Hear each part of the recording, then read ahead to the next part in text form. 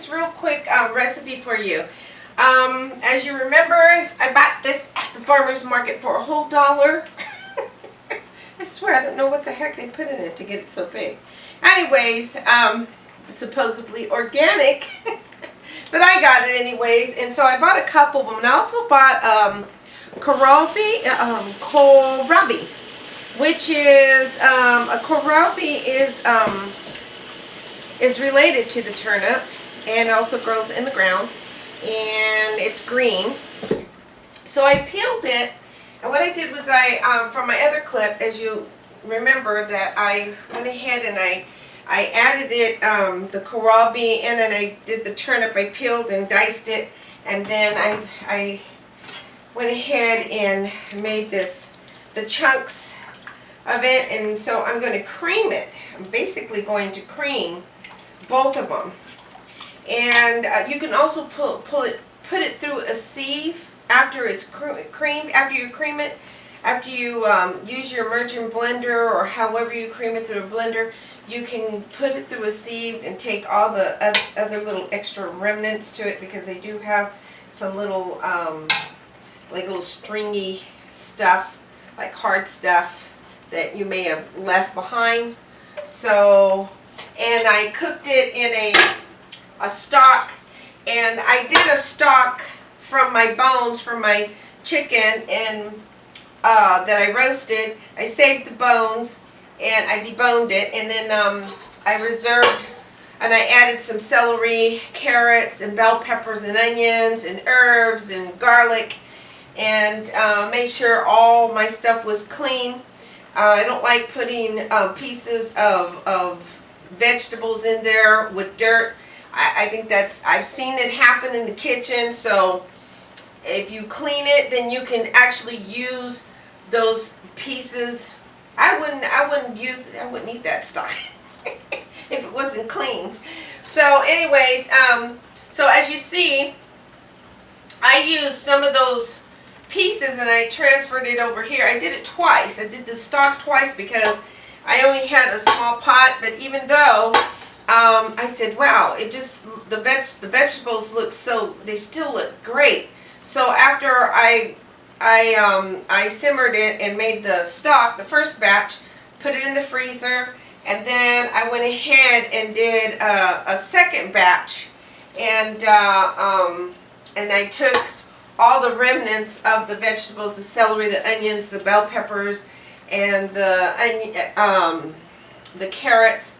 I said that right. So anyways, and all I have is this, and I don't feel so bad tossing that out, because I'm trying to be as less wasteful as possible, and that's the goal in the kitchen, is to make sure that your food costs are down, and then you can actually reuse it. So it's kind of recycling your stock, but I think it just saves. It saves a lot of money, and you're being less wasteful, more conscientious of our food, environment, eco-friendly, and all that good stuff.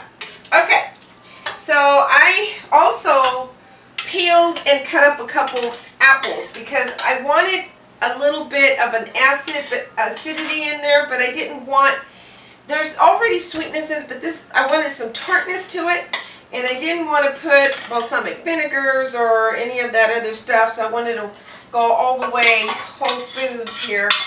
And so I did a couple apples, and you can mix the apples with the turnips because it kind of goes together, and it's delicious, and I think it's healthy that way. I'm going to try it. Just give it and make sure I have all the, ooh yeah, the apples just do something to the soup.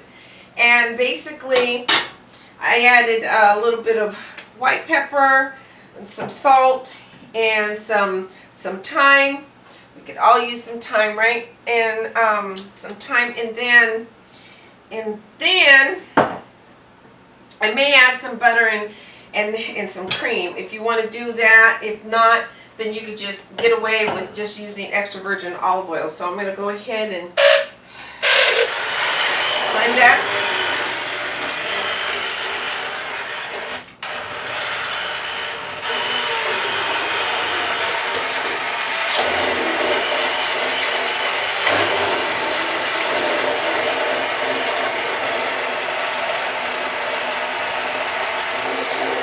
sure that it's blended thoroughly. Let's make a nice soup. If you want, you could crispy up some bacon and put it or some croutons and use that as or a combination of both and use it as a topper for your soup. Yeah, delicious. So you want to make sure you blend that thoroughly until it's creamy.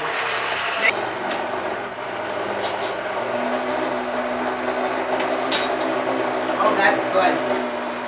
If you want to add a little bit of sage, that's delicious.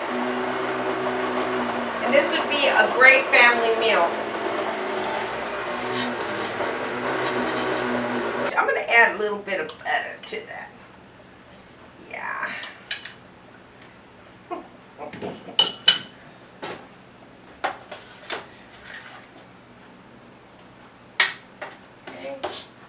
Just a little. Then I'm going to go ahead and add some cream to that. Oops.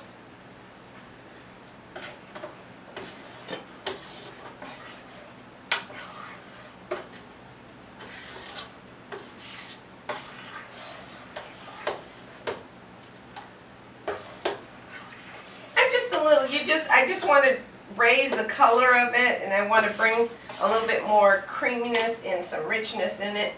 And then when you do your crispy pieces of bacon, oh my goodness, just a whole different world of yumminess in there. So I'm going to go ahead, I'm just going to test it, make sure you test it.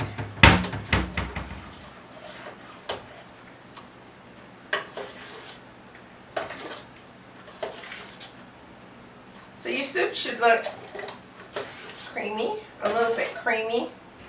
Could look creamier. Like I said, you could put it through a sieve if you. Oh, that's delicious. Oh, just that little bit of extra cream in there with some butter, and I didn't put a lot of butter in there. Mmm. This is a delicious soup. Mmm. Oh yeah. That's delicious. I'm going to add a little bit more cream to that. So there you have it. You have your nice, I'll show you what it looks like. I'm definitely going to be putting this through a strainer because I can taste, and you don't want to have the little strings in there.